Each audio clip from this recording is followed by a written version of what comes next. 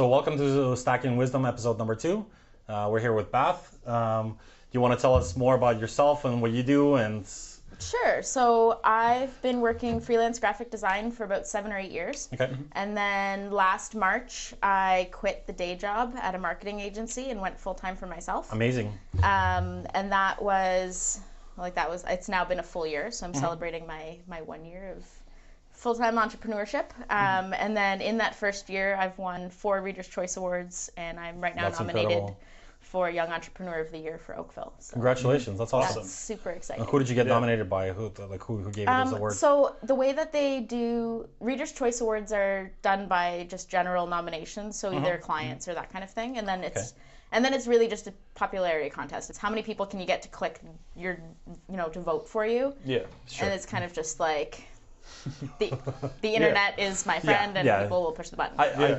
So as nice as they are, they're just like, if you know enough people, you'll win Reader's Choice Awards. Yeah. But the Young Entrepreneur Award there's 5 nominees, including myself, and that was more of a process. That was, I don't know how you find out who nominated you, but like you're nominated, and then you have to do like a qualifying screening questionnaire, and then you have to write an essay, and then you have to interview with the Chamber of Commerce.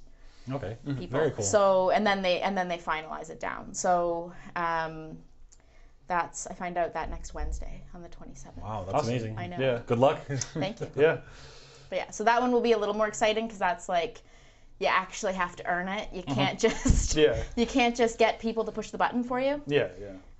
So what made you sort of wanted to, go out on your own and like start your own business and like, I mean, obviously it's kind of a scary world, right? It is. And like going off on your own, and because it's like a super niche thing because there's a lot of other graphic designers out there, right? I mean, it's sort of challenging. So tell us more about that. For me, when I started, originally when I graduated college, I was working for an event company doing their graphic design, and mainly for like large corporate events. So oil companies, banks, like big, giant like a big parties. variety of Big different industries too, big right? industries, but like big money. And it was a little soul-sucking. Because it's like, you'd realize, okay, this oil company is spending like $200,000 on a Christmas party. Yeah. And you're like, okay, well, sure. But like, there's just in my mind, there was like so many other things that money could have been spent on. And so making bar signs for that kind of stuff, just like, so then after I had my son, I took my mat leave, didn't go back. And then I was working at a marketing company in Burlington, and they had more small business clients. So I still got that variety of like working for a bunch of different industries, but the small businesses, they have like the super fiery passion. They still love what they do, right? So I'd be working with them, and they'd be like super excited about their logo. They'd be, they'd want to tell you everything about their business and how they're going to grow it. And like, it wasn't just can you make me this flyer? I just need a flyer. It was like, they wanted input. They wanted to be like fully involved in it. They wanted all that. So that to me, I'm like, that's what I want to do forever. Yeah. And then, so like, and that I had always been kind of freelancing with. And then when I quit, it was, I wanted to take March break off. And it wouldn't have really worked. So I used that as my reason to quit my day job. And to be fair, like the boss that I was working with at the marketing company, she was amazing. Like I learned so much from her in the span of the 2 years I was there. And she like, I was like, I'm going to go off on my own, and like her owning the business, she didn't even blink. She was like, yeah, I kind of knew it was coming. Wish you all the luck. And like, she's still where I do all my emergency printing and like that kind of stuff. So like, I still have that good relationship there. But that's amazing that you still do that, because it doesn't always work out that way, right? No, it really doesn't. It really doesn't. Both the event company and the marketing company, both of them I still use for things. Because like, there's no reason to burn bridges, but because you think it's sort of competition to some extent, right? There was a little the Reader's Choice Awards. There were a little bit of competition because I quit, and then I found out that I won Best Graphic Design for Burlington, and then they took second place, which was because I was the graphic designer there too. It's a small world, I suppose. Well, it was funny because it was technically winning twice. Yeah. So it's like, that's a little weird. Yeah. But other than that, like, there's not really any competition. There's lots of things where, like, a client will be like, I want to do this massive marketing campaign and, you know, pump out 25,000 flyers and all of that stuff. And that type of stuff, it's almost to a scale that I don't really want to get involved in. So that's the type of stuff I pass back. And I say, you know what? She can help you. Because they specialize in that scale of thing. Right. Yeah. So when it gets to that point, I'm like, I'll help you with your branding, and then I'll pass that branding guideline off to Karen, and she'll make the rest of that happen. Do you feel like with the introduction of the internet and the way it's sort of evolved in the last 15, 20 years, you know, do you feel like that sort of affected the way that advertising really works? I mean, I don't really believe in the print stuff as much anymore. I mean, it can work to some extent. It depends on how you're using it. If you have so let's say like if you're a shop, right, and if you have like flyers or something like describing the services that you offer versus if you're a brick and mortar, exactly. It makes sense to have some print available. So when somebody comes in and doesn't know what you do, you can say, here's what I do. Yeah. The other time it works is the only time flyers really work, as far as I'm concerned, obviously there's lots of people with different opinions, is if you run something that directly helps the homeowner. Sure. Because then, you know what I mean, it's going right to their mailbox. They'll be like, oh, I do need my lawn mowed, or I do need my, you know, drainage pipes cleaned, or whatever. It's that kind of like initial like, oh, I'm going home, I'm already thinking about my house, I just took this out of my mailbox and I do actually need that service. Yeah. Other than that, like, I like print for the purpose of networking. So if you're going to a lot of networking events, I like postcards. Normally I don't have just business cards. I have a postcard with my face on it and all of the information of things that I do, so that if I don't get to talk to the person, you know, when you go in and like they have a table of business cards, I stick mine there with my face on it, and it's like if I'm actually talking to you, I'll hand you an actual business card. But realistically, if I'm not going to get to talk to all 200 people in the room, so here's a postcard with my face. So if you did talk to me or you did see me, but I didn't give you a card, like, you know what I look like, and you'll be like, oh, that's the blonde. Sure. That's what she does, right? Yeah. So for that, I like print, and for the purpose of being able to, like, if you have a bigger service that you offer, so for example, like home renovations and that kind of thing, one of my clients, Marchant Builds, the way they do it is they do like welcome packages. So they have like a really nice portfolio folder, and in it it's got all the information about the build and who the builders are for that project. So these are the guys who are going to be in your house. Here's all so it comes in like a nice package. It's like, but then again, like, if you're spending $100,000 on a kitchen project, you better get a damn nice folder. No kidding. Right? Yeah, for sure.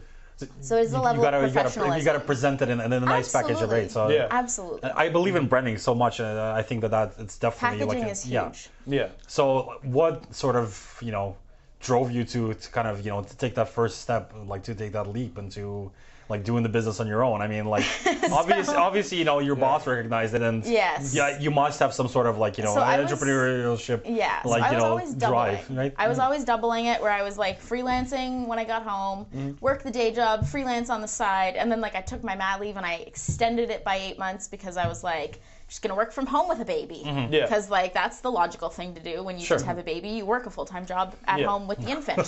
So for me, there's always been that like overworking, you know, thing. And so for me, it was like, okay, well, we're gonna go just that one step. And so it was almost like a natural progression. That sort of grew into that, right? To be completely honest, the way that it came about is when I was debating for months about whether or not I was gonna quit the day job. But getting rid of like the benefits and the full-time pay was a little scary.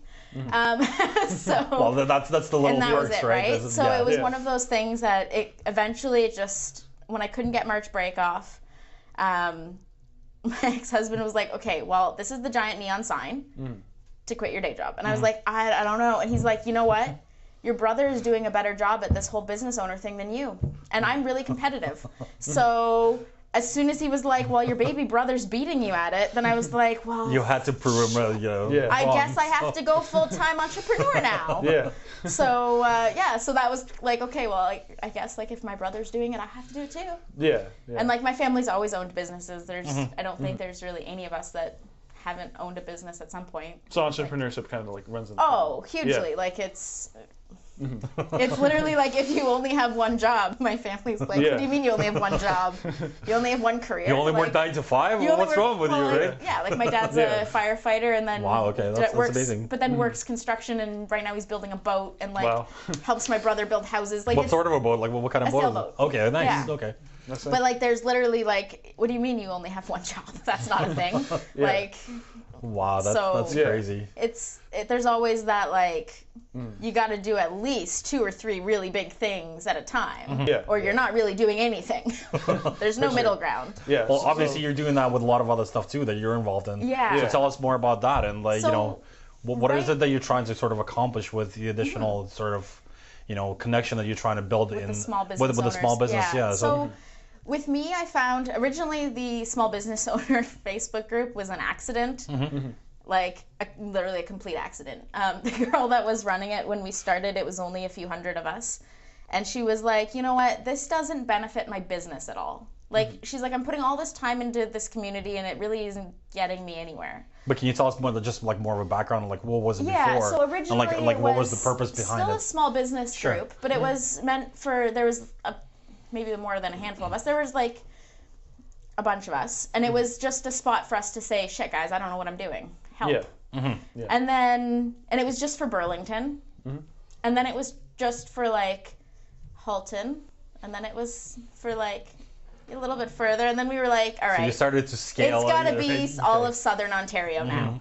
And then I took it over 2 years, almost 3 years ago. And it was like 600 people when I took it over. And we're creeping up now. We're like 10 people away from 2,500. So well, we can be the 2 additional people that join the group.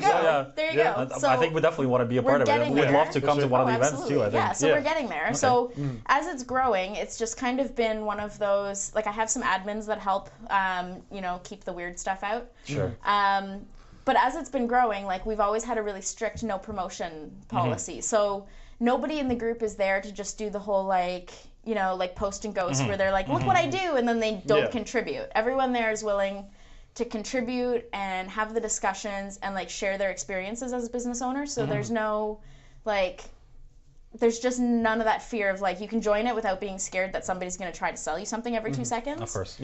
So it becomes a little bit more genuine. And so growing that, now it's kind of grown my business a little bit more organically because as I'm moderating that, I'm being able to like support the small business owners when they get stuck on their branding, when they get stuck on their graphic design, where do I get things printed? Like, so I've kind of built myself as somewhat of an authority on those topics because I can see what they're struggling with.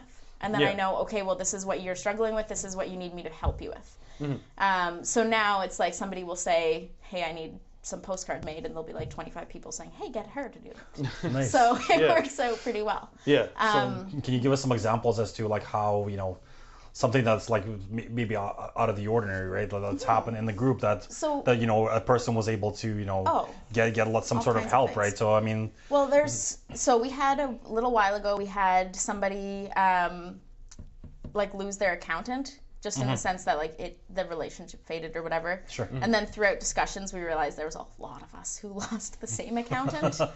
Like we were all fired. Oh, man. We were all fired. Which it happens. But so for that came up and it was like, crap. There's like at least 20 of us between Oakville and Hamilton who need an accountant and it's tax season. Yeah. So then you're like, shit, now what? So with that, we had just had we had an accountant join the group like fairly recently beforehand. And he was like participating really well in the conversations and he didn't drop anything weird. Didn't get banned or anything? He didn't get banned. He didn't get like, he was really good. So anyway, so I messaged Steve and I'm like, hey, I need you to take over the group on Saturday because we've got 20 of us that need an accountant. So if you could just share all your accounting knowledge. And like we do small business Saturday takeovers. So a business can just say, I want to share my business with the group and they can take over the page for the Saturday and talk about what they do. Right. So I was like, I need you to just share all of your knowledge because like there's a whole bunch of us. We need an accountant, and you're an accountant. And he was like, oh, sure, okay, because like what business owner is going to say no to that, right? Like, please come talk to these 2,500 people and tell us how to do our accounting. Yeah. And he did a fantastic job. He jumped in and he gave us so much information, and at least even if like the nice part is that he didn't even do the whole like, you know, just hire me. It was, here's what you need to find when you're looking to hire an accountant. Yeah. So it was like, even if you're not going to hire me, still pay attention to these things, right? So like pre-qualifying things that they should be looking for, like right? ask about this, ask about this, make sure they know, you know, all these other points. And so for that, like you end up with people who are a little bit more prepared to actually go hire an accountant, right? Like there's the whole part of small business ownership where we're like, we can do everything ourselves. No, you can't. Guys, you cannot do everything yourself. Please stop trying. It's bad. Just don't do it. I don't fix my own car. I bring it to a mechanic. It's the same thing with your taxes and your branding and all that stuff. As a business owner, I'm sure like there's so many things that you're involved with. Yeah, you know that they, you don't need to be. It just takes up so much more of your time, and It does. it's just better sometimes to just outsource it to somebody else who's gonna do a much better job for you, right? So so what would somebody what would they need in terms of like pre-qualifications in order for them to join this group? Is it just it's free? It's a completely free community group. Right, so it's on Facebook. If you type in small business owners of Southern Ontario, it's just a free Facebook group, and awesome. That's literally all. You're probably gonna have to need to hire like a full-time moderator or somebody who takes care of it, because it seems to like just scale so much, right? Like So we're growing at about like 200 people a month. Wow. Okay. So that's we great. have like there's for admins there's like myself and Jessica Waugh. She's a photographer that I work with, and then we have like a handful of moderators who just like pre-approve the posts and like pre-screen the people and like.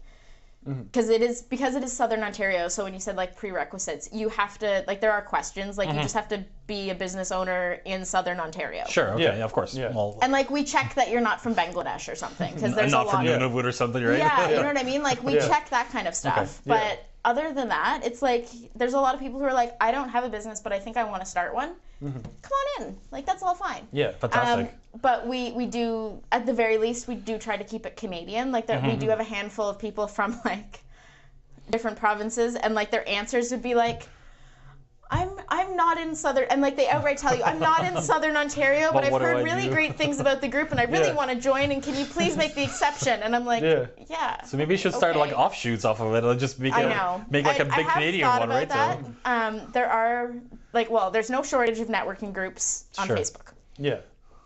But the big thing with keeping it Ontario based is for taxes. Of course, so there's a lot of like different regulations, tax questions. Yeah, there's a lot of that type of stuff where it's like, how do I start a business in Ontario? What do I need? What do I need for business numbers, registration, like all that kind of stuff. It's a little bit easier to keep that organized when it's an Ontario business. But there are obviously like, we have members who only sell product in the States through Amazon. Yeah. Right. And it's like I'm mind boggled that that's even a thing. Like none of their product ever comes into Canada, but they live in Canada. They live in. So they still have to file technically in Canada. So but it's like their whole business doesn't even come anywhere. It's like the internet sort of allow people to kind of. The internet is a wonderful place. I love it. Open up the scope of where they can do business. I have like I've done branding for clients in like 8 or 9 different countries now. Wow. And most of it is. How do they find you? Well, like some of them it was through those blog question groups on Facebook where it was like, okay guys, I'm trying to start a blog and I don't know what I'm doing. And like some of them it's through Google, which like there's apparently in Australia there's like an Ontario town in Australia, so they typed graphic design Ontario, and then it comes up to that makes sense, right? Yeah, so like that type of thing. Just like saying like Burlington and like there's Burlington, Vermont, right? And that's it. So like there's been a few things like that where it's been an accident, right? And like some of it's just been through like social media, and like I've gotten a lot of like weird connections just through like Instagram and like that type of thing, just because the internet is... Well, that's how we found you too, right? So to some extent, right? Like the internet is a great place. There's no shortage of people, especially if you're like hashtag hunting. Yeah. Like, are you guys putting out any sort of content in terms of like video on like about the group or like meetups or anything like that? We do networking events. Right. Not gonna lie, I've been slacking a little bit on that because everything else is so much bigger. That's how that Well, works. that's why I think you need to hire somebody full time to run this, right? Yeah. So I know. I need like an event coordinator. yeah. But what we have coming up in the next little while is I've started videoing our small business owner interviews. Right. So I'm interviewing the small business owners who support other small business owners. I saw it on your Instagram actually today. Yes, Yeah, that's awesome. The little teaser opener started. Nice. So I did we filmed the first one yesterday, and then Amazing. I have a whole other day on the 28th, a whole day of it. That's awesome. So, Good for you. Yeah. so that'll be coming out, and then that will kind of bring a little bit more content into that. The other thing we do is we. Can you tell us a little bit more about it? Like, what so- sort of questions? Like, what is this going to be about? Like, So- what is the content? Yesterday, I was interviewing Jillian Bowman from Hijink Strategies. So she writes small business marketing strategies Okay. for small business owners. Sure. And her background is in like large scale corporate agency strategy making. Right. So she would get small business owners when she started her own business going, can you help me with my social media marketing? She's like, okay, well, where does that fit in your strategy? And they're like, oh, you mean my business plan? And she's like, no, your strategy. Yeah. So when I met her, she goes, well, like, how's your business strategy going with your business? And I looked at her like, I don't know what that is.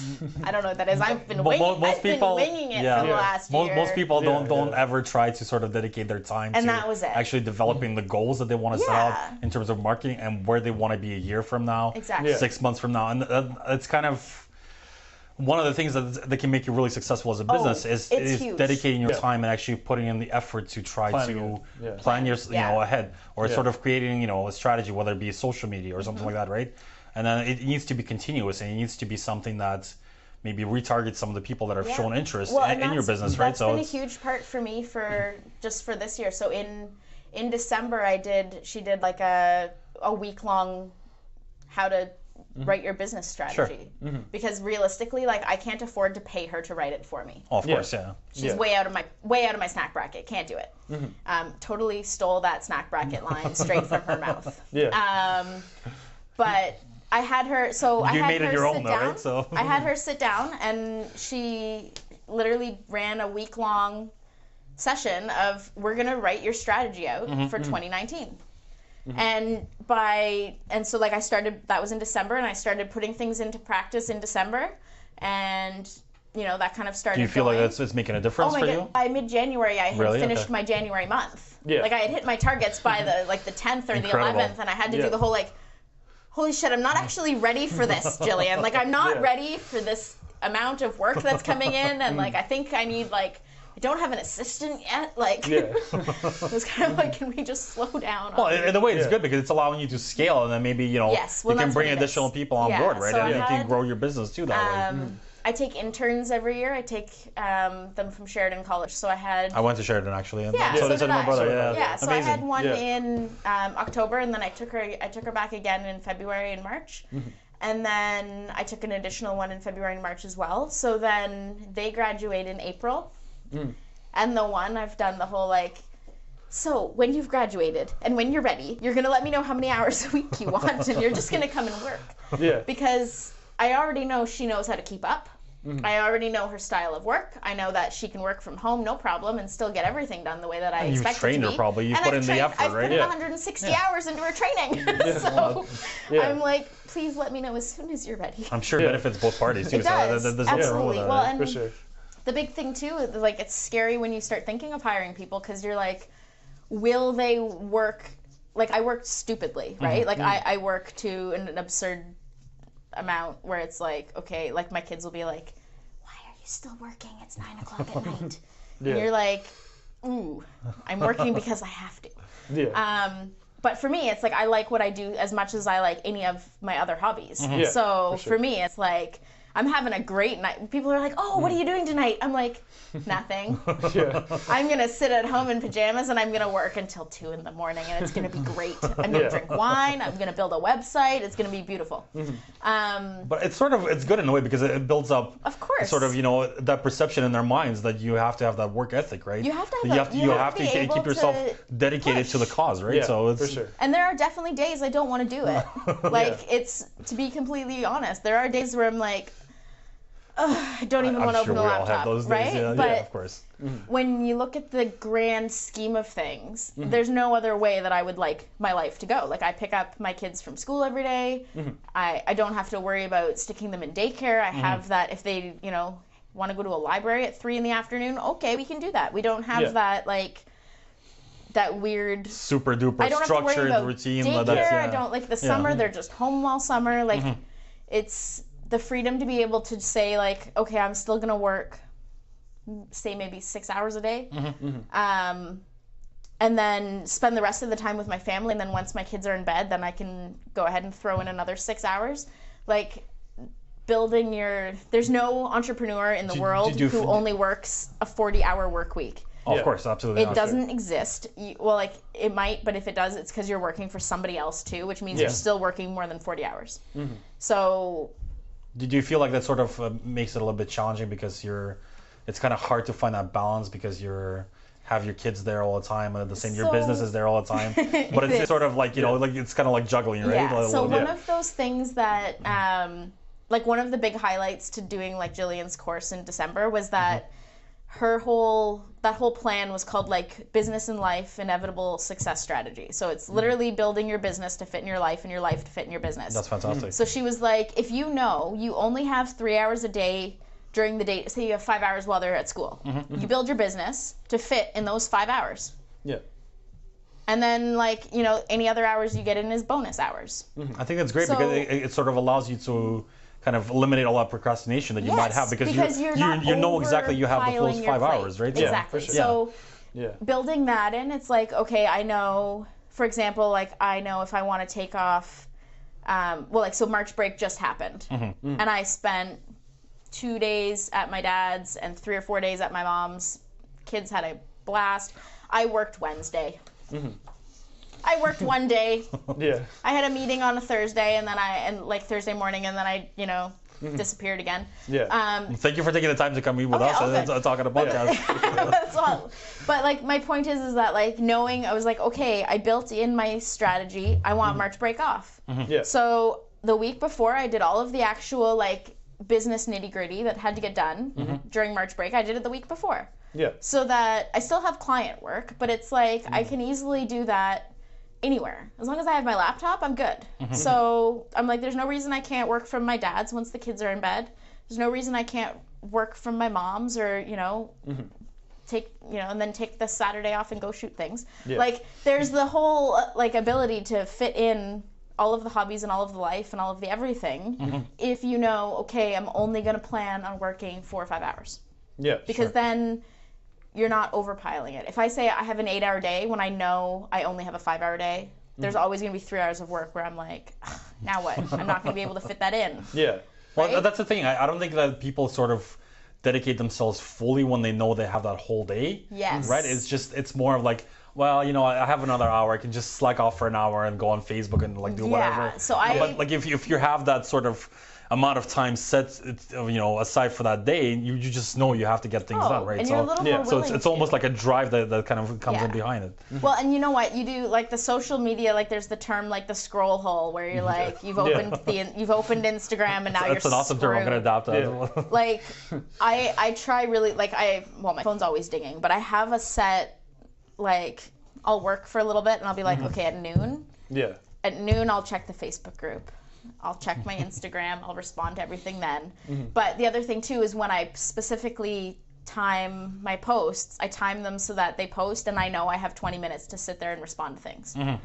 Because that helps boost your engagement when you're responding and you're building that discussion. But the other side of it, too, is that I know, okay, I have half an hour to pay attention to that. And then it goes away. Then the do not disturb goes on and, like, the only ones getting through are my kids. because that's what has to happen.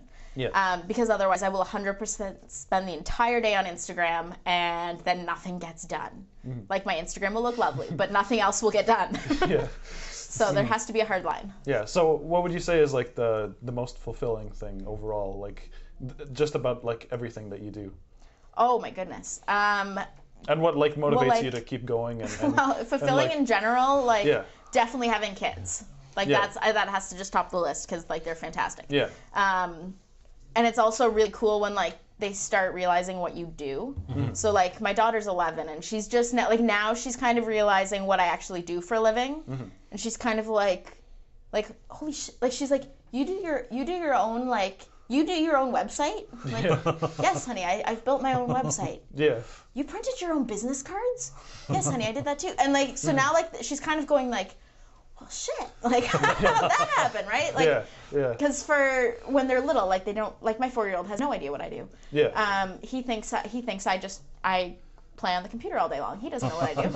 But the 11-year-old is starting to get it. So there's that level of like work ethic that like you're building into them now, and I'm sure it's a genetic thing. Like I am so sure that like crazy work ethic is genetic because I have like my dad and my brother and my mother. We all have the same ridiculous.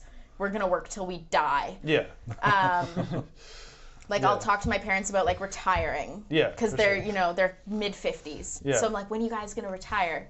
And my dad looks at me like that sounds like the worst thing of I know. life. I was just gonna say, really. And like my mom's like, oh, I'm not gonna retire till I'm 70, and then I'm gonna start a consulting firm.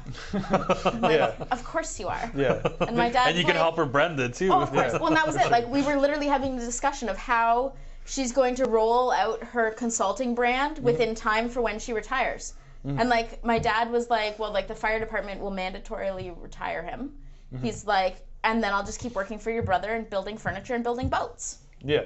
Amazing. Like we don't, retirement is not a thing.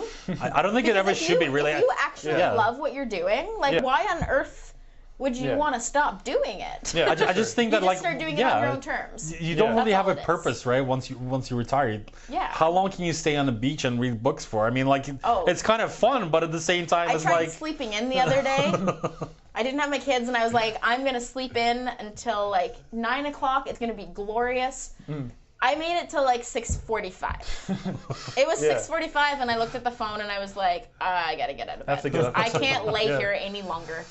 So there is that level of like, the hustle on its own is pretty damn fulfilling. But the other thing that like the really big thing for me and like specifically for my business is like seeing the small business owners, like when they get their new branding package and they're pumping it all over the internet and they're like, look at this beautiful thing I'm doing. Yeah. And they're like so full of passion about what they do. Like that to me is like, it's just like, It's actually- it gives me like, like the happy little bum wiggle. Yeah, and it pushes you to You're want just like. like- that's the question I was gonna Oh. lead with next is. Yeah. I mean, obviously you're big into like developing brands, right? And like Yeah. you're the professional with that. Like, what are some of the things that sort of you can tell us more about the branding itself? I mean, like how difficult is it for most people to sort of grasp that, right? So- and what is it that a lot of people are sort of missing the mark on? I mean, like I know it's sort of like a really general question, and it can't really be applicable to like every single No, it is. industry, right? So, but I mean, like with the development of the internet and the way things are, I mean, like obviously it's all about pushing out content, right? But at the same time, it's sort of about You have to creating know that your brand consistency to some before you extent, can right? Yeah. Pump content. So there's a lot of the businesses that I'll work with, they'll be like, I need a brand. And I'm like, okay, we can do that. But like, what do? I make art. Okay. Yeah. Who are you making art for? Who's gonna buy it? And if your answer is anyone who will buy it, then you need to go back and you need to think about your business. Yeah. So a lot of them, it's when they come saying they need a brand, then you have to go through okay, who are we selling to? Exactly. What does your business stand for? What makes you different? Because 100 bazillion people make art. What's making you different? Why are you more special than anybody else? So getting them to logically think that through and say like, okay, I'm going to use your example on this wall here. It's like, I build custom barn board art that's, painted in a Canadian theme and like whatever. I source all the barns from Ontario barns. Like, right? It could be anything. Right. Yeah. But being able to say, okay, these are what makes you special. So then you can factor that into the logo design, and you can factor that into the font choice and the way that their voice comes across on the internet. Like you can factor all of that in, but you have to know what that stuff is before you can factor that into the brand. You can't just say like a lot of companies, they come to me after they've tried doing it themselves. So I get the whole, I built my logo in Microsoft Word. And I'm like, oh, okay. That's nice. It's fine. We can fix it. We can fix anything. Yeah. But the issue with it is that they've built a logo that just looks nice. There's no meaning behind it. There's no voice behind it. There's no color. Like, there's no thought put into any of that. Yeah. So it's really hard to build a consistent brand that's actually going to grow your business if all you're looking at is, this is pretty. Yeah. Because pretty only works until it's not in style anymore, and then what are you left with, right? Yeah, so for sure. There's a lot of businesses. So what should they be looking for? Like what like let's say if somebody's watching this, if they're looking to develop their brand, like what is it that they should be trying to develop in terms of actual, the logo design or whether other consistent things. So like I know it's kind of a broad question. Yeah, but when like, they're looking to develop their brand, right. like as a whole, they need to have a logo that is not just like, you can't just have a logo that holding things and hand talking does not work when you're on a podcast. For sure.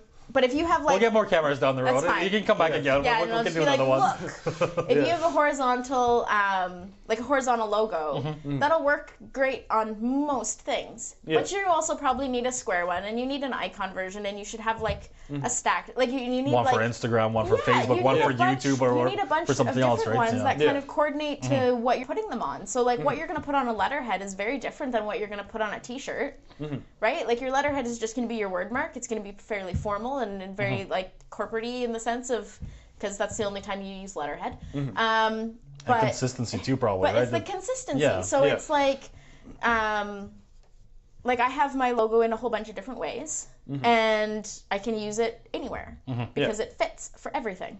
And if I know I need it in just a black version, I have it in a black version. So when I do logos up for clients, their logo is not just one JPEG. It's like 100 files, because it's provided in absolutely every format you could need, in every layout and every color. Like you have that whole package. But it's more than just logos too, right? It is. With brand, like what are the other things that should be in there? A big huge thing is knowing your voice, and the other thing that always bugs me is fonts. If you have a font in your logo, use the same one on your website, use the same one in your print, make sure your colors are the same. Consistency, right? Yeah. So, yes, get your, you know what I mean, find out what your Pantone colors are so that your green is the same on your website and your print on your shirts on your, so it's all the same color. Because there's nothing worse than being like, these are both green. But speaking about colors too, another question. Like, how, I just having marketing background myself, people have certain associations with different colors, right? Yeah, do you consider that into I do. when you create brands as well? Like, is that a big thing that you it's part sort of of it for concentrate sure. on? There's a lot of businesses and brands where they'll want to use what colors are just trendy. And trendy is great to an extent. If you know that your business is going to be selling something super trendy and you're going to sell the business off in a year, for sure we'll go trendy. Because why not? Because it's going to, you know what I mean, you're going to change it in a year anyways. Yeah. But realistically, if you're building out a brand that you want, you don't want to get your logo redone every year. That's ridiculous. If you're that kind of person, sure, give me a call, redo your logo every year. It'll be great. But ideally, you want your logo to grow with your business, and you want it to last you forever. So the way I like to do it is you have your solid logo, but it can be adaptable. So for example, on mine, I have a little cartoon version of myself. When I change my hair, I changed the hair on my logo. When I got my shoulder tattoo, I added my shoulder tattoo into my logo. That's so cool. Because it's a little cartoon version of myself. It's a really cool idea. Okay. The other part of it too is that if I want to grow if I want to change the font along the bottom, I can, and it doesn't make or break. The main logo is still the same thing. The brand identity is still the same. But you can switch out those little taglines, and you can switch out the little icons, and you can kind of evolve your logo and your stuff as you grow. But if you just have my brand is this water bottle, is it? Yeah. What are you going to do with that? How is that going to... You have to make sure that when you're planning out your brand, you're planning out what am I going to do with it to help it grow? What is it? What will I need in 5 years? How will it help you succeed right down the road, Yeah. right? Exactly. So, yeah. In 5 years, if I decide I want to offer a whole realm of like printing or something, am I able to do that? Is my business able to grow with that? Yeah. So, like, it is something you have to consider, because there's a lot of like businesses that will just be like, I'm going to use this chair as my icon, and it's going to be great. Yeah. And it's like, if you sell chairs, that's perfect, and we can switch out that chair silhouette for whatever chair is in trend for that year, and that's fine. And I have a client that does that, where her interior design business has her main logo, like, in her wording and everything, and then it's got a little chair icon in the corner, and we switch out the chair icon every season when there's like a new style of furniture that's in. We switch out the silhouette of the chair. That's such a cool idea. It's always a that's silhouette. awesome. Yeah. It always is in the same spot, but it adjusts. Yeah. So then you kind of have that evolving brand, but it's still the same. The brand is the same, but the logo can kind of evolve. There's a little bit more wiggle room for it. I feel like with some companies, like sometimes they'll just throw money at like redesigning their brand. Just to redesign Just to it. Yeah. redesign it. And sometimes I don't feel like it always benefits them. If it's not broken, don't fix it. Yeah, and I think that's with the idea of the chair, I think that's a really like awesome idea, because you're obviously you're adapting to that specific season or trend, right? So And to the people so that if you're in care. the business that you know Exactly. follows those things, it only makes sense to do that, right? Yeah. But whereas with others, it's Well- not always necessary. And I feel like sometimes people just do it Just to- just to sort of like a refresher, right? But Yes. at the same time, I think it sort of throws it is- people off too, because if it's they really identify dated- with that, right? If it's really dated, Sure. you absolutely should. I've seen some really great logos over the years. But if it's just for the purpose of rebranding, you do have to kind of weigh your pros and cons. It's also not super cheap. Like, if you consider you have to redo everything, like, don't leave your old logo on the shirts that your employees are going in. Get them all new shirts. Consistency, right? Like, once again, it's right? yet Yeah. again consistency. Yeah. So Yeah. for me, I find like there's a lot of people who will say like, well, I need a new logo. Like, I'm relaunching my business. I need a new everything. Okay, but you can't. A lot of small business owners, you can't afford necessarily to do new everything at once. Yeah. So then it's like, we need to prioritize this. Sure. So we're gonna do your logo package and your branding, and then we're gonna update your website, and then a few months later we're gonna switch out all your postcards and business cards, and then we're gonna do your banner, then we're gonna do your shirts, and then, you know what I mean? You build that about a timeline. So over the span of 6 months, Yeah. we'll switch everything over. Yeah. And you start promoting the fact that you're rebranding months before you relaunch, so that your clients aren't, holy shit, who's that? Right? Yeah. You don't want that. You don't want them going like, I don't recognize the business. You still want the core brand of who you're talking to still be the same people who are listening. Yeah. You can't have that whole like, I don't even know, like, just the lack of recognition happens all the time, and it's crazy. Yeah.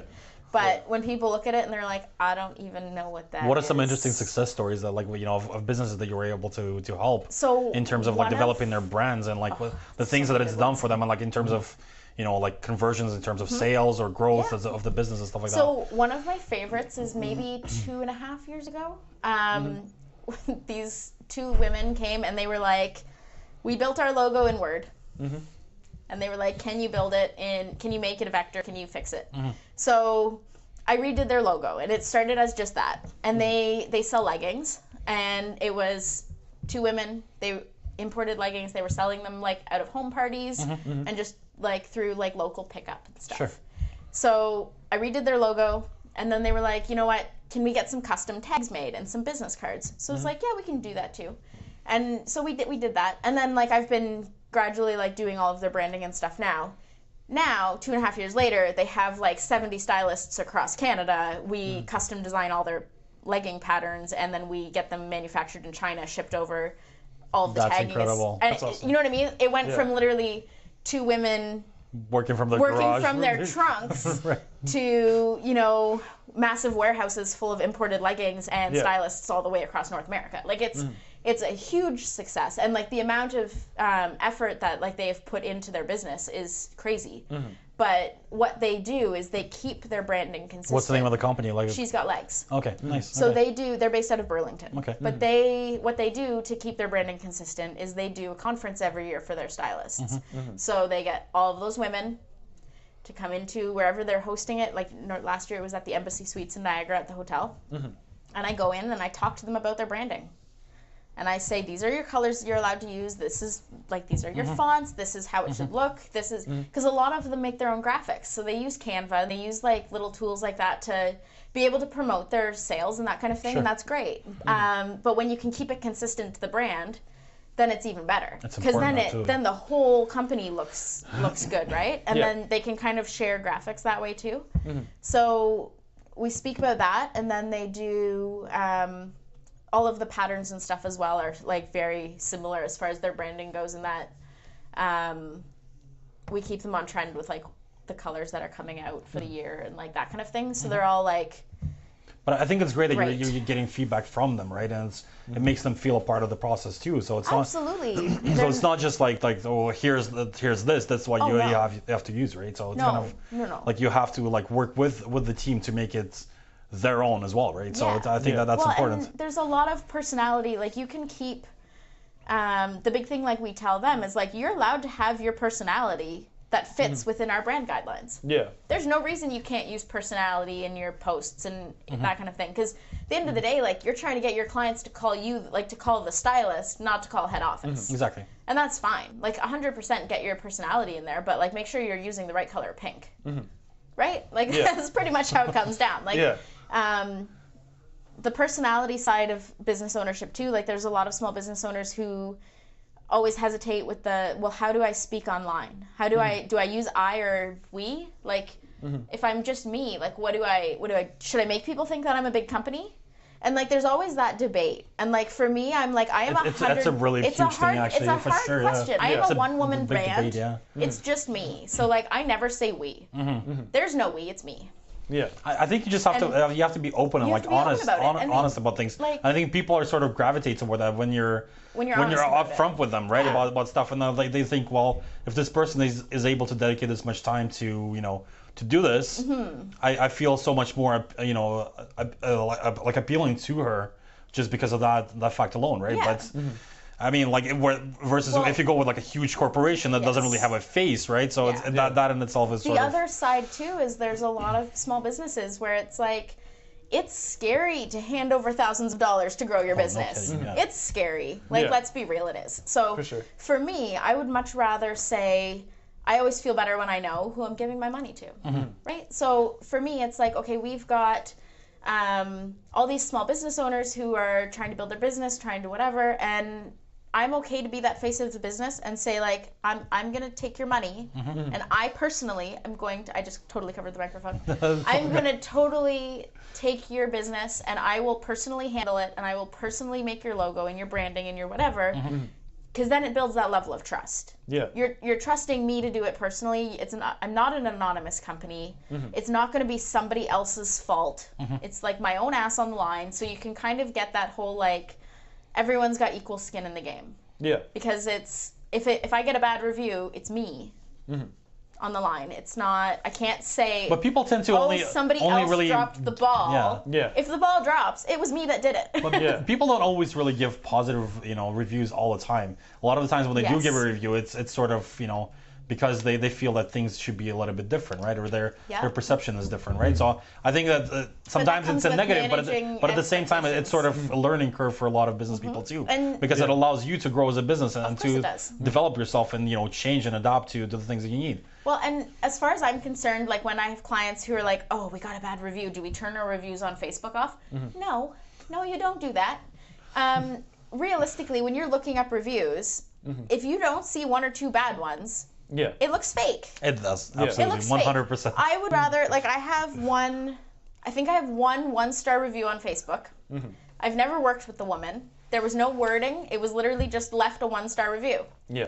So I just responded in the direct underneath that just said, hey, I haven't done any work for you, or I don't believe I've done any work for you, and if there's something that I've done as a business that has come across unprofessional in any way, please let me know, and I'd be happy to have a call, to have a chat with you about it. Because then when people are looking, it's like, okay, well, she has this 1-star review, and she responded really really positively to it, and invited them you know what I mean, to make that connection. You make that negative into a positive, you have to right? always, you have to always go that one step. Like there's no shortage of ways to deal with a negative review. Yeah. You just invite them to take it offline. I think it's important for people to start recognizing that internet's here and reviews are an actual thing. And you're going to get weirdos that jump in on your lives all the time. You can't just ignore it and just throw it off in the corner somewhere, because it's going to stick with you. It's going to stay with your company for a long time. And you know what? You need to address those things, right? So like there's so many times, like the internet is full of weird people. So like I've done like Instagram lives where like a weirdo will pop up and being like, "Hey, nice tits." And you're like, "Okay, I was talking about color schemes." Thanks, guy. But like there's nothing to do about that except like you see the comment pop up and you just kind of like, well, that's weird, and you just keep going, right? Like it's just the joys of the internet. It's full of weirdos.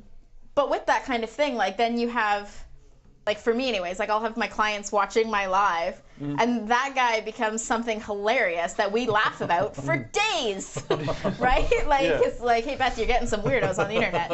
I'm like, I know it happens. So sorry, go ahead. No, that's fine. Yeah, are most of the clients that you work with, like, are they like new startups, or are they businesses looking, like, I don't want to say like struggling, but like, are they looking for like more help? It's not necessarily that they're struggling. It's that a lot of times when they're either starting new, or what they're doing is they've recognized that whole like magical point where it's like their time is more beneficial spent running their business than it is doing their graphic design. Yeah, makes sense. So it's when they realize, okay, it's going to take me 8 hours to do it. It's going to take, if I hire a professional, then it's, you know, it's going to cost me 3 hours of my work, right? So then it just becomes a financial thing at that point. Like you're going to make way more money doing what you do than trying to figure out the like how to use Adobe programs, right? Sure. Like why go learn software when you could just pay me to do it and I'll do it in 2 hours, right? Like it becomes much more beneficial. So at some point, like there's that magical cutoff where like a business gets to the size that they recognize their time is better spent running their business. If you can concentrate on doing sales versus dedicating. You don't need to make your own postcards. 48 hours of like studying Adobe or something, right? That's what I mean. That stuff happens all the time because we. Like, and I'm guilty of it too. Like, as small business owners, we have that we can do anything. Exactly. Right. We can do anything, but you have to look at how many hours it's going to take you to learn to do that. And so for me, even it's like I got to the point where I was like, I was doing my own bookkeeping, and then I was like, ooh, okay. And then like because you calculate your time. So when I did my business strategy, one of the scariest things throughout that week. The numbers didn't scare me so much. Like pulling out all of my income didn't scare me. But writing down how many hours you spend on things, that scared the shit out of me. I was like, she was like, write down how many hours you spend on Facebook, how many hours you spend doing your bookkeeping, how many hours you spend actually doing client work, how many hours you spend blogging, all of that stuff. Write that all down. When you write that all down, and then you take however many hours that was a week, and then you take however much money you made in that week, and you look, and if you look and you're like, shit, I've been paying myself $6 an hour, you're doing something wrong. No kidding. Right? For sure. Yeah, for sure. For me, like if I got that, and I'm like, I've been running my business pretty well, so I'm like, if I got that, every other business owner gets that at some point too. Yeah, absolutely. I think it's important to sort of go out there and like try to figure out some of the things that you're doing, and then try to put together some sort of statistics about some of the sales processes and some of the things that you do as well, because it makes you sort of realize what it is that you could be doing differently that could improve your business by like such a huge increment. And like I think that a lot of people are sort of just stuck in that routine, and they think that because it's worked for them for such a long time that it's just gonna keep working. But sometimes it's not. Sometimes you just have to kind of step outside and or have somebody else, like a good friend of yours or somebody who's a professional, right? Give you like a different assessment on some of the things. And obviously that's what happened here, right? So for me, I think too, the other side, like the other part that is huge for like the way that my business has grown is that I have like we're super nerdy, and we've deemed it the inner circle. But I have a group of like 3 other business women that we've fallen off the bandwagon a little bit, but like we would meet every Wednesday night for a Zoom chat and literally just be like, all right, how's your week going? What do you, like, are you actually doing that shit that you said you were gonna do? Did you do it? No, you didn't. Get the fuck, go to work. Like, you know what I mean? But So it's like an accountability. yeah, and like a now partner, right? we have that in like now it's just like in a phone chat, but it's the same kind of thing. It's a, what do you guys think about this? Does this sound stupid? If I want to bail on this meeting, is that okay? Like, it's somebody. I think you should adopt that for your the South Central and like to Ontario just start pushing them off in Association too. small groups, Yeah. right? Because it's having those people that are not, and like not your competition. So like I believe very strongly in that there's not really competition in business, because like I'm not going to be the graphic designer for everybody. Oh, of course not. I would rather them, realistically, I'd much rather them go out, see what else is out there, because then they come back. But I'm also not humble in the slightest. There's nothing wrong with that. But there's it's good to be, like that. Yeah, but there's no difference for having a small group where it's like, they're not your competition. They're going to give you the honest feedback. I'll sometimes say, is this a good idea? And they'll be like, oh, God, no. Don't do that. I don't want to see that. And I'm like, okay, fine. I won't do that. Because we do get stuck in our own ideas. Yeah. Right? We get stuck in our whole, like, I'm going to do it this way because it sounds amazing. And then, like, everybody's like, what the hell are you doing?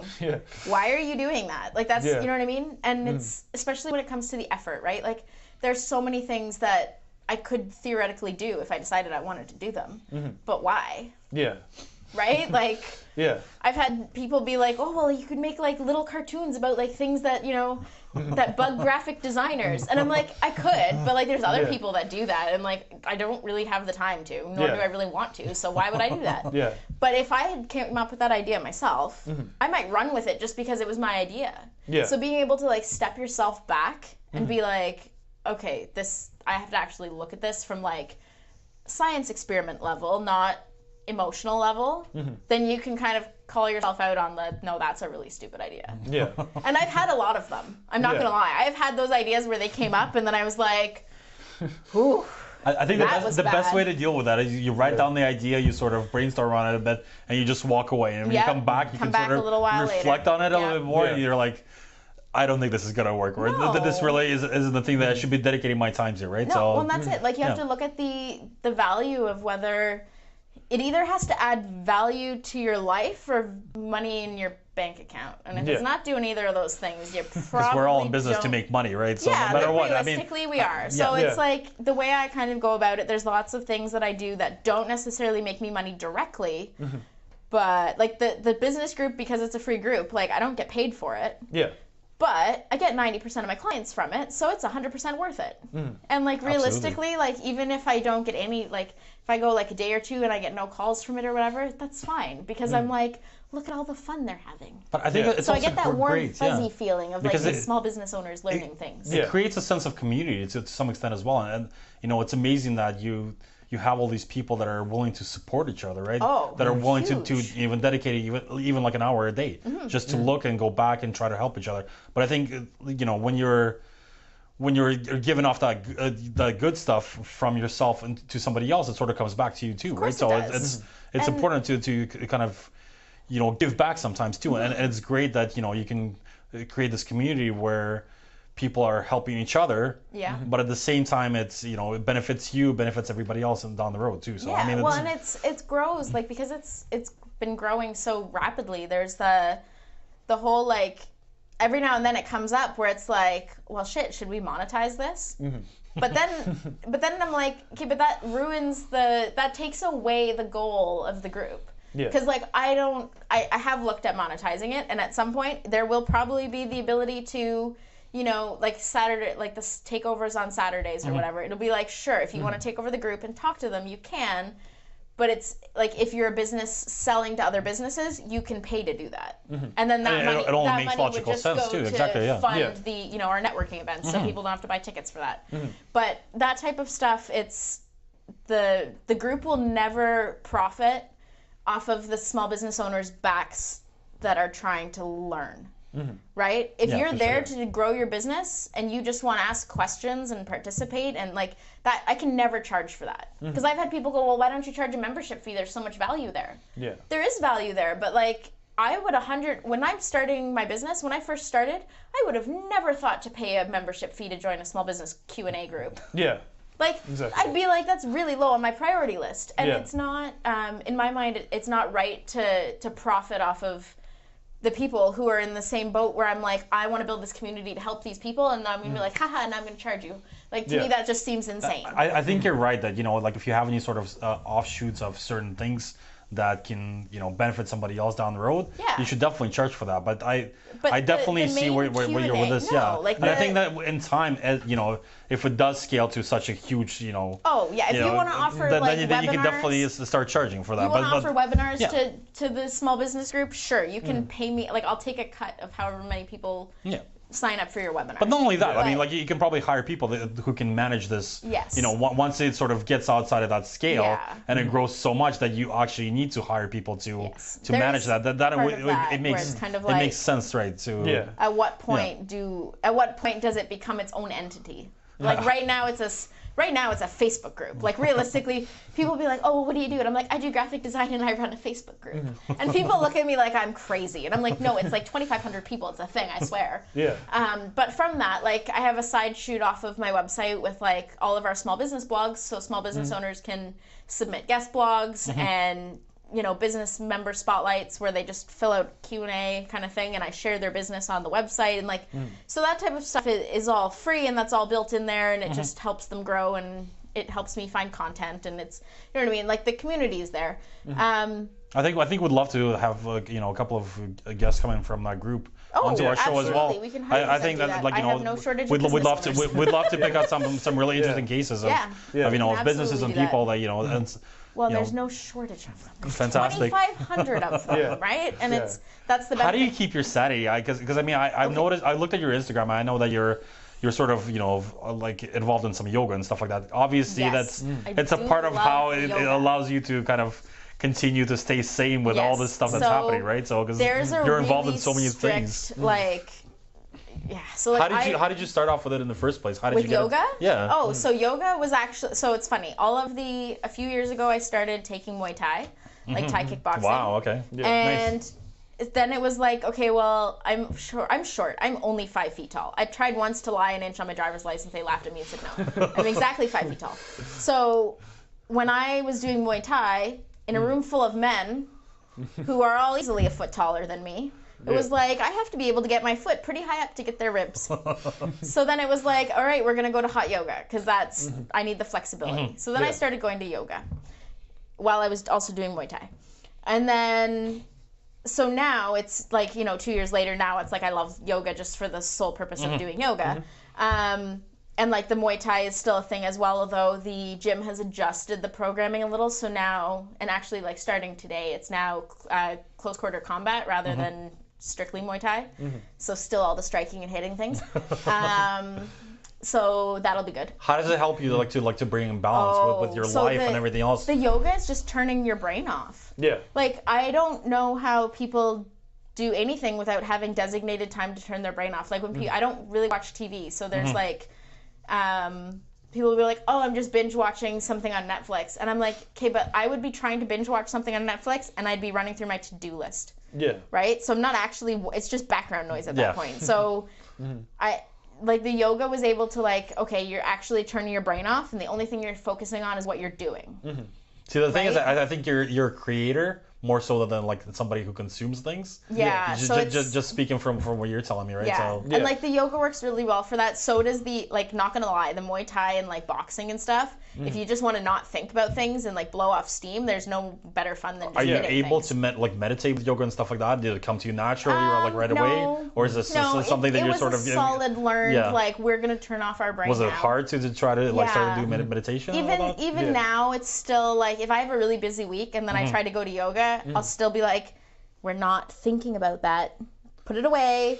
We're focusing on yoga. We're not paying attention to that to-do list. I know it's there. I'm going to ignore it. And it still creeps in. Yeah. But like, it's definitely like you're able to turn it off. I'm also like able to go to bed way easier because then you can kind of just, you learn how to turn your brain off. And it goes that way through like all of the hobbies, the same kind of thing, like that, using that ability to like focus and turn your brain off. The reason I ask is because I I've downloaded this app like a little while ago, maybe like 3 or 4 years ago, and I've used it for myself personally. But I feel like when I go out into like a group event like hot yoga or something like that, right? I don't feel the same sort of connection. It's like it's almost like for me, yeah. it's just I have to sort of just to take time for myself. Yep. And I've noticed like incredible benefits. I should stick with it more, and I should do it more often, and like it definitely I feel the benefits, because I think what it does is like overall it just allows you to sort of stretch. Yeah. But at the same time, it just kind of gets you into the, like that It just little bit focuses more of like a zone, right, where you can just Absolutely. if you do it in the morning, I've noticed. I mean, it can have like incredible benefits for you to like utilize that throughout the day, because you're just so much more In it. like you just know where you're going. And like no matter what happens, no matter how much anybody can try to throw you off with whatever happens, you know, if a car jumps right in front of you and like you almost get into an accident, sometimes you get like you get shook up and you're like you can't shake it off for the rest of the day. Whereas with this, it's just I feel like what it does is it sort of like gets you in that zone, right? So I don't know. The reason I'm asking is because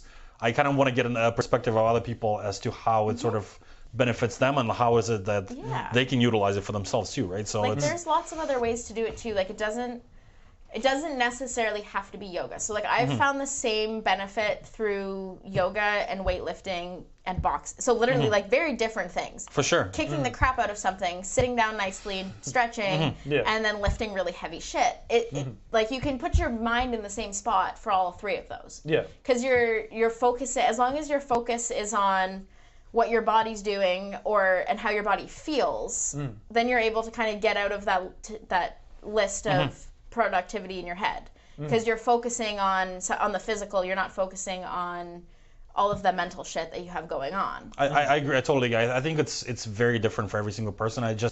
It's just that you kind of have to find the thing for you, right? Like right now, the one thing I've been doing for like last year is I've been taking cold showers. Oh yes. And I've noticed that it sort of kind of gets you in that zone too, but it's just in a different way. I will never have cold showers. It is the worst sounding thing of life. I did, however, do the polar bear dip. Yeah. In January. How was that? Cold. Really cold. It was fine. What motivated you to go into that in the first place? Honestly, I did it 2 years ago, and literally just for the hell of it. It was yet again one of those like competitive. One of your bucket list things. It was one of those competitive things where it was like my dad was doing it, and I was like, well, if you're doing it, I'm doing it too. And like my son at that point was maybe just a year, and I was like, I'm totally still gonna run into the lake. I can do that. Like took the baby out of the little pouch and passed him to my mom and ran into the lake. Yeah. And then last year it was canceled because of like the ice, and then this year I heard, yeah. And then this year I ran it. Like this year was the same kind of thing, no problem. I was like, why not? And like it's for a good cause. Why not? Yeah. And then that's like one of those things that does definitely like motivate me. That level of like. The level of like this is gonna be a little batshit crazy, but hey, why not, right? Yeah. Like I ran like Tough Mudder in September with like my dad, my brother, and like that kind of stuff too. I've had friends that have done that too, actually. Yeah. I'll do it again this year for no other reason than to say that I can, right? Like it's that type of stuff. Like if you're able to do something, it's in my mind like just go freaking do it. Like there's so many people that when I was like I'm gonna run Tough Mudder, they'd be like, oh, I always wanted to do that. Well then go do it. Yeah. Sign up. Yeah. Put in the, you know what I mean? Spend the summer running and do it. I think a lot of people just overthink a lot of the stuff, and then they create these challenges in their own mind where they say, well, it's going to be too difficult, or this is going to be too hard. It's when you do it, you don't really think about it as much. Yeah. You're just in that moment, right? Then you're like, well, the shit is here. I have to deal with it. Yes. Let me just kind of deal with it, right? Kind of thing. And I think that's sort of the issue is that with so much information overload that we have today, people just start making up their own like kind of scenarios as to what's going to happen, how is this going to be hard for me, how are things going to be difficult for me going down and like forward, right? So I think that's one of the biggest challenges that a lot of people can sort of just need to drop. Well, and just go out and do stuff, right? Too, so like this morning, my dad called and he was like, "Can you do man push-ups?" And I was like, "Yeah, I can do man push-ups, like real push-ups. I can do real push-ups." He's like, "Cool." He's like, "Can you do 500 of them?" And I was like, well, like not at once. I can do them in like sets, but like not at once. By no means, that would be crazy. So he's like, okay, well, we're gonna do a fundraiser in the summer, and we're gonna have 5 of us do 500 push-ups in 5 hours over 5 beers, and we're gonna raise money for the Durham Region Hospice. And he was like, so you're going to come do 500 push-ups with us while we drink beer. And I was like, am I? All right, I guess I have to be able to do 500 push-ups. That sounds like an amazing challenge. But that's what I mean. So you just say like, okay. You say okay, you put the sign on the calendar for when it is, and you start doing 10, like the way it'll work is it'll be, 4 sets of 25 push-ups every hour for 5 hours. Then there's your 500. So I'm like, okay, so I'll just start with like 4 sets of 5 every hour. I've noticed with myself too is sometimes when you write something down and you put your name beside it, you have to. It's almost like it makes you almost feel like you've achieved that thing, and in your mind it's almost like your mind tells you like I've done this, and there's nothing that's gonna make me like do otherwise, right? So and you just go forward and you just kind of do it, right? The accountability thing is really, really hard for a lot of people if they're not used to being their own, like I'm used to, like the whole like carrot and the stick and that thing, like that's fine. Like you need something else to motivate you, but like bonus points if you're also the person behind you whipping yourself, right? Like it's got to go both ways. You have to have that. It's challenging for motivation to do it in the first place, but you also have to be able to call yourself on it when you're slacking. So what motivates you? What drives you? Honestly, like it's literally just the enjoyment of the craziness of like for that type of thing. I'm like. I have no idea if I can do You can have a story that you can tell your grandkids, right? One day. I will 100% do that, and I will bring my kids, and they can watch their mom be crazy and do 500 push-ups in an afternoon. But that type of thing, for me, it's well, can I do it? But there is, like I said, there is that family motivation in that my family is equally crazy as me. So I will know full well that if that's something I'm doing, my brother's doing it with me, so is my dad. So, you know what I mean? Like, and like friends and like, there's all of that. Like I have a really, really strong support network of equally crazy people who are willing to endorse my crazy. So when I was like, I'm going to start my business, when I said I quit my day job, I called my family and said, I quit my day job. I'm gonna run my own business. And nobody was surprised. Nobody was shocked. Nobody was worried. Everyone was kind of like, well, like, what's your... When you knew it was coming, right? Yeah, well, they knew just like what your boss said, right? The other thing, too, was, like, my mom was like, well, what's your safety net? And I was like, I'm stupidly employable. My safety net is if all goes to hell in a handbasket, I have to go back to work. That's literally the worst-case scenario for me, is I have to go back to working in an office. With a salary and benefits. Like, if that's the worst case... And you don't have to do your own accounting, and right? I don't have to do my own accounting. So I'm like, if that's the worst case scenario, I think I'll be fine. And like, so everybody in my network has that same outlook. Like, I'm not even 30 yet. So like, if literally I'm like, I have time for at least another, as far as my parents are concerned, I've got time for like 3 other careers. Right before I retire. I feel like you should adapt some of these challenges to your group, and like maybe 100%. That could be like a driver too, right? Yes. So you can challenge people, and it can sort of create that perception in their minds that can you do it? Yeah, can you actually do it? There's going to be a lot of like we did an Instagram challenge. When did we do that? I don't even remember. I was probably in the summer or the fall. It was a while ago. There's a lot that happens on Instagram. But anyways, we did a small business challenge where it sent them out a week's worth of, every day it sent them a prompt. So every day it was, share a picture of the faces behind your business. Then it was share one product or service that you do really well with. Share your workspace. And it just... The amount of people where they get to that content struggle where it's, what do I post? What do I talk about? What do people even want to see, right? Like, and a lot of people forget to ask their audience, what do you want to see, right? Like, I posted a little while ago just the question on the story and said, what do you guys want to see more of? And I got a lot of, like, weird feedback of, like, things that, like, people were interested in that wasn't necessarily just graphic design. It was like, well, what do you do with your kids when you're working? Like, so I started doing more of like, okay, well, like behind the scenes of like, this is my laptop and I'm at a park and it's -4, but I'm working at a park because my 4-year-old needs to go play, right? So there's that level of like behind the scenes that people wanted to see, but there was also the whole like, well, what else do you do? Because like you obviously don't just work all day. So like they wanted to see more of that like in behind stuff. So it was But like, it's great because all you right, get we're it's busting out the yoga, yeah. right? Like, Yeah. It's like they can tell you're so dedicated that even at -4 you're actually still working on their product, right? So that in itself is great. That has to be I think that Yeah. what a lot of people are sort of missing with Instagram and social media platforms is just you have to kind of try out different things Yes. and see what works. Yeah. And if it works, you can definitely have have hit the nail on the head. You can just keep doing it. try Yeah. doing that.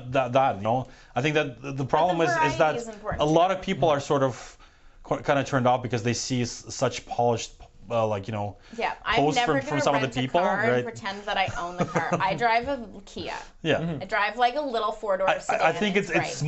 much smarter But- to be relatable to people. Yeah. And like posting like just everyday regular content. Then you have like things that are happening around you, right? Well, and you it's went to a funny, fantastic like, restaurant or something, like still you can want share that, right? So you still want that level of like, people like to see what they want to get to. So I have done the whole where it's like so because I just celebrated my first year, I 100% put on a sparkly dress and I sat there with wine and I had balloons and I was like, I'm freaking celebrating. Because Good for you. that's That's one awesome. of those things Yeah. where it's like, yes, you can see the daily grind in behind, but you also want to see the victories. And they want to see the victories where it's like, we're full out celebrating. Because this is all these behind the scenes grind has led up to being able to say that I have a group of 2,500 people and, I've redid like 50 brands this year. And like, you know what I mean? So you want to be able to push that whole, like, all of this work has led to this. So then it kind of shows small business owners, well, if you do all this work, you do get here. You do get to this point where you can wear a sparkly dress and have balloons and celebrate. Because like, if you can't celebrate your own victories, you can't expect other people to. You can't expect them to want to share I think that's extremely that important stuff. to Like, do that. you need to be able to have say, those small celebrations along the way. And why not, and right? share Like, that with people too. tell I agree. people this is the reality of working really, really hard. You have to be able to take the second and stop and say, okay, you can't just work till you die. Yeah. Like, you can, but like, you have to have fun doing it. Yeah. So for sure. I like to do the whole, like, we're gonna work really, really, really, really hard, and then we're gonna freaking party. Then we're gonna have a party, and it'll be a networking party, but it'll still be a party. You always need that balance, right? Yeah, like so like this year, with me turning 30, my one girlfriend was joking. She's like, is your birthday going to be a networking event? And I'm like, 100% it's going to be a networking event. We're going to be celebrating like 5,000 people in the business group by then, because that's my birthday's at the end of the year, and like I don't see any reason the group can't be 5,000 people. You should live stream the whole thing and just have like that's my an point. Instagram TV or something It moment, could right? 100% just be like, and that's the kind of thing. So like when it's built into your life, I'm like, my birthday could 100% just be a giant networking event, and we'll just push And it all why out. not? Why and not? any That's- small business owner can come, and we'll just drink wine and tell people about birthdays and networking, and they can pass out business cards and like. Why not, right? Like, it's one of those things where, like, if you're that involved in your community, like, realistically, like, most of my friends I met because they're also small business owners. And so then it's, like, just so integrated. But it's invaluable in your to you life. because you've built up that community. Yeah. Plus, it allows you to, have that open discussion with them about things and or celebrate together, Well, right? And it's So, funny. like, So now when people, it's fun. It's extra funny when I bring people to, like, meet my family and stuff, because my family doesn't default now to like, oh, what do you do? They go, well, what type of business do you own? Yeah. And like, that's the first thing. Like, I'll be like telling my dad about like, I don't know, like a guy, and he'll be like, well, what business does he own? I'm like, he doesn't own a business. He just works for somebody else. And he'll be like, what? really? You're gonna You can date an employee, and you're like, what is wrong with you? like, mate, and then, but it's. Are you it's sure weird. about this? That's what I mean. Like, because there's that whole thing. It's like, well, what do you mean they don't own their own business? Because it's just something that I've completely integrated into my life. That it's like most of the people I know own businesses. Doesn't mean they have to, but it's one of those things that's just expected now. Yeah. So. I can't wait to meet most of them. And honestly, I forced like a lot of my friends will be like, I have this great idea, and I'm like, you should start a business. And they'll be like, I don't know if I want to do that. I'm like, it's fine. We'll still start it. We'll launch it. you don't and, have like, to do your own accounting. I know a person. I I know a but guy. There's I know a also the girl. running joke too of like, someone needs to just find like a group of people who are willing to execute really good ideas. Like I need like a handful of You can like, help them celebrate too. college interns that have like the skills and stuff to like grow big businesses but have no ideas of their own. That's what I need. I need a whole group of those. Yeah. And then that way when all of like the really good business ideas come up in the group or like come up through like Jillian from Hijinks and stuff, like when they have crazy ideas, we can just pass them off to like a college intern and say like, build this startup. Here's an idea. Someone needs to make like a Tinder app for like small business trades, like for bartering, to be like, I'll trade graphic design and I'll trade landscaping, and like you can just swipe based on what you need. Someone needs to make that. That's amazing. Yeah. I can't make that, but somebody We needs should start a to. company with that. Yeah. Somebody needs to do that. But like that type of stuff comes up where it's like we don't know how to. It's not that we don't know how. It's like we don't know how, nor do we really care to learn. But things like that, we're like, okay, the small business community needs bartering Tinder. Somebody make that, right? Like, who do you pass that? Totally should. Who do you pass that to? There's no school for that. Like, somebody should really make a school for that. Like, there's all this small business stuff that like comes up where it's just like, okay, the community is growing. We have all of these options now, and like I think we live in like really exciting times because we are. Everything's the there's sky so is many the limit, options. really. Because I mean, Everything's reasonable now too. you know, there's so much stuff that's happening online. There's so many different startups. There's so many different companies that are, you know, helping people with so many different challenges. I think that the problem that a lot of people have nowadays is they just don't have the time to do other things. Yeah. They're so like, you know, strapped with time. I mean, I get it with sort of business owners, but even with everyday regular people that work. It's the overscheduling. Like yeah. people overschedule a lot of things. But like then they do this silly stuff like Netflix, right? Or something like that. Like You have to, if like, you're gonna binge watch look it Netflix down. for the whole weekend, Yeah, there when you goes could your have been weekend. doing something else. Yeah. Yeah. You do have to You can't block- really blame anybody else on that, No, right? and so Yeah. for productivity wise, like I do like the time blocking. Like I do the whole every Sunday I aim very, very hard to do all of the meal prep for the week. And all of the, like if it's just me eating, then it's like all my food is in Tupperware by meal. That's great. I think a lot of people, Then it's like, a lot I more people know should I'm start doing that. literally I just really leaving think a that. Tupperware container, and I'm one of those weirdos that always has a lunch bag of snacks in my car, because you can never be sure if somebody will have that's- appropriate food for you to eat, so you bring it with you. We'll make sure to bring more snacks next time. Oh, I don't need snacks and food. I have a thing of food in my car. Oh, perfect. But there is that level of like saying, okay, well, I know it's going to take me 2 hours to prepare all my food for the week, and it's better to spend all the 2 hours at once rather than try and fit it in like, you know, 20-minute increments 7 days, over the yeah, week, yeah, where it's like of course. I'm running around like a crazy person trying to figure out what to feed my kids for dinner. Yeah. Like, if you know ahead of time, you know full well going into the week that you're going to need to eat food. Right? Yeah. So plan that in there. You know you're going to have to Set do yourself laundry. up for success, right? Plan that Yeah. out. Like, Yeah. so being able to like time block and say like, especially because I work from home, I can say, okay, at 10 o'clock in the morning, after I get back from the gym, I'm gonna throw laundry in. And then I tell my daughter to switch it over because I forget. But it's still one of those things where you can say like, you can block it out and you can plan your success a little bit better when you know what's coming up. If you have no idea what's coming up, you're gonna be like Yeah. running like around with the chicken with your head cut off. It's gonna be a disaster. But yeah, like time blocking is huge, and not enough people do it. And it should be like for your business too, not just your just your housework. You've been absolutely amazing. Thank you so much for coming today and talking to us. No Yeah. problem It's at been all. an awesome conversation. Do you want to plug anything else that you have happening? I noticed that you're doing kinds of things. some like special classes where you've invited people to come in for like a small fee and like Yeah, try so to I design like have, their own brands. On April 3rd, I have a Telling Your Business Story workshop with Jessica Waugh and Jody Bond. So that will kind of cover both branding and then like the storytelling aspect of it too. So being able to really effectively show your business's story through your branding, your photography, and then how to get it published. So first off, is your story even worth telling? Yeah. What does your business have to actually offer publications and that kind of thing? And like, are you an expert?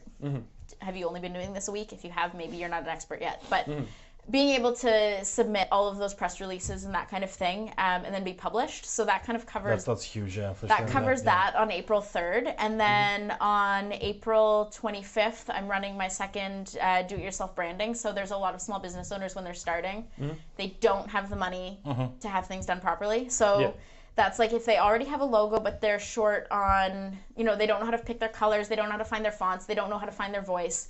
That workshop really goes through. How long is that workshop? Like, They're 2 hours. 2 hours, okay. Yeah, so that goes, and I keep them small, so I don't Mm-hmm. take more than 8 people per workshop because it keeps me able to actually look at their specific business. Mm-hmm. And then it kind of lets us go through the process of picking, coordinating colors and accent colors and that kind of thing, and making sure that that's consistent. So it really is just like a really good focus workshop on the consistency of their brand as they develop it. And then a lot of the time too, like they'll take a workshop and they'll kind of realize like this, I'm biting off more than I can chew.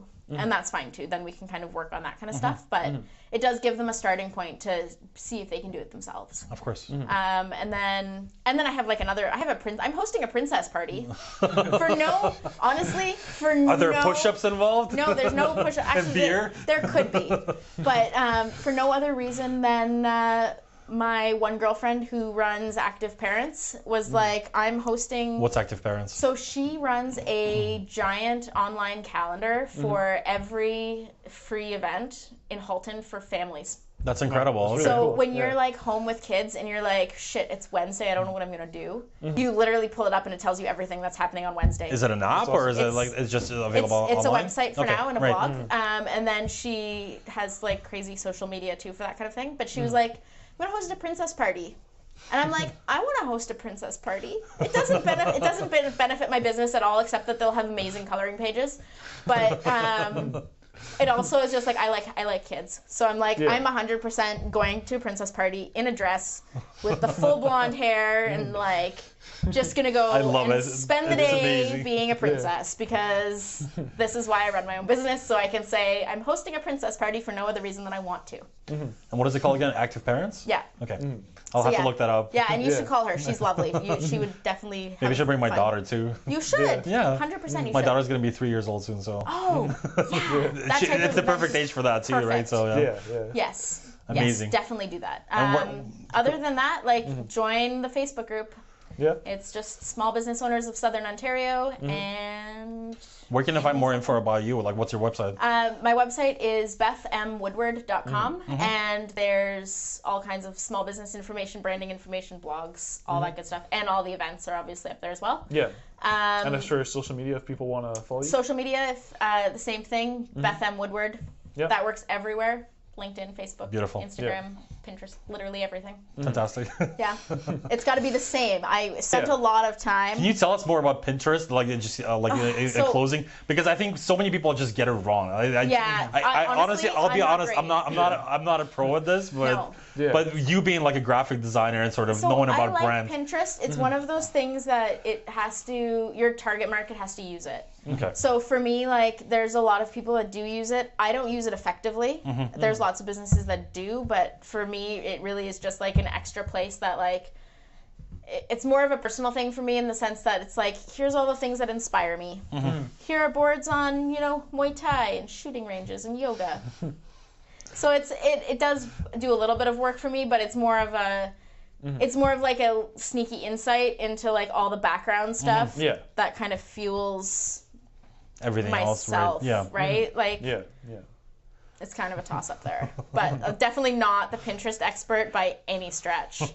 Instagram, I can talk your ear off, but Pinterest is kind of... Maybe we'll have another discussion sometimes about Instagram Yeah. alone. Oh, of course. Because I think that in itself is huge, Oh, right? we So can 100% that's do that. Yeah. and I think that Facebook has sort of changed a lot too in the last little Yeah, while, social right? media is hugely It's, adjusted.